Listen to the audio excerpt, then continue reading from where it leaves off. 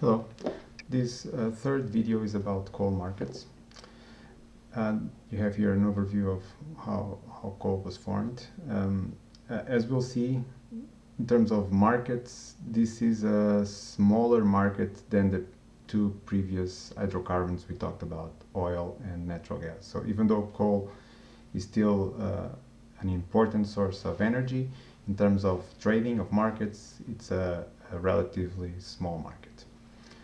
Right, the units for trading are tons with some small variations, as you can see here. Please read through this description of how about production and transportation.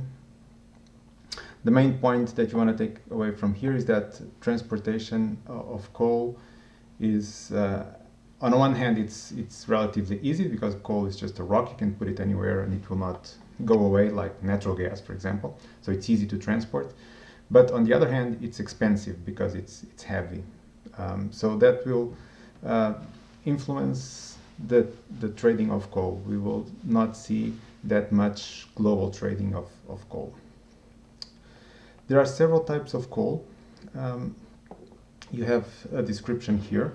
The main point to take away from this is that different types of coal will have different energy contents or calorific values. This basically means how much energy you can get from burning 1 ton of coal. So the different grades of coal will give you different quantities of energy. So obviously the ones that give you more energy are more expensive than the ones that give you less energy.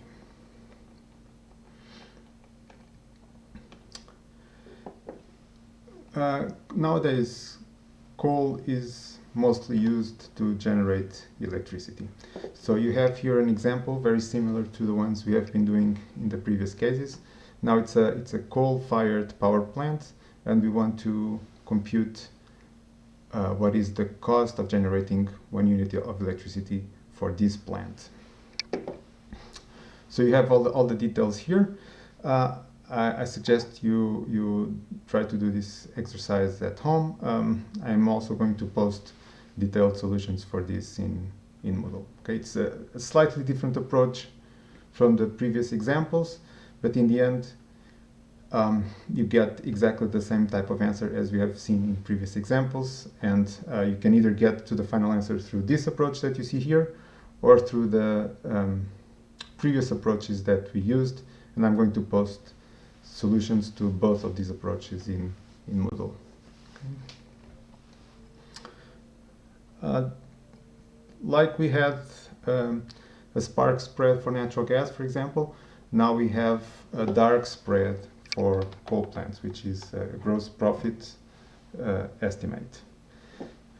You can guess why this is called a dark spread. I mean, if you look at coal, it's a nasty industry. It's dark. It's very polluting activity. It's bad for the people that work in it. It's bad for the environment.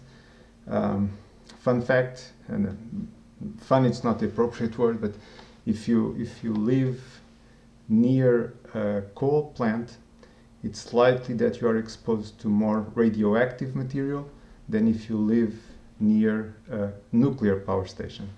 And the reason is that when you burn coal, there's so much stuff that comes out, so much nasty stuff, including radioactive particles, that it's even worse than a nuclear plant under normal conditions.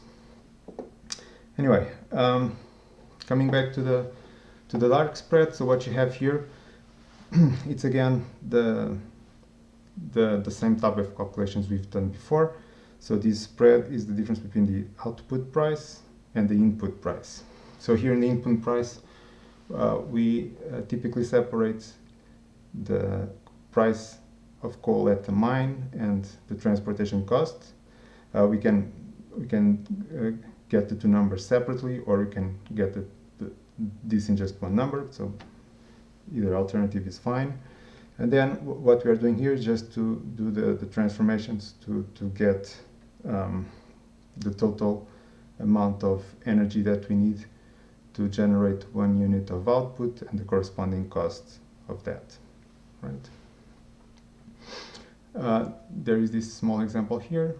Please go through this, and I'll post solutions in Moodle as well. Finally, about trading.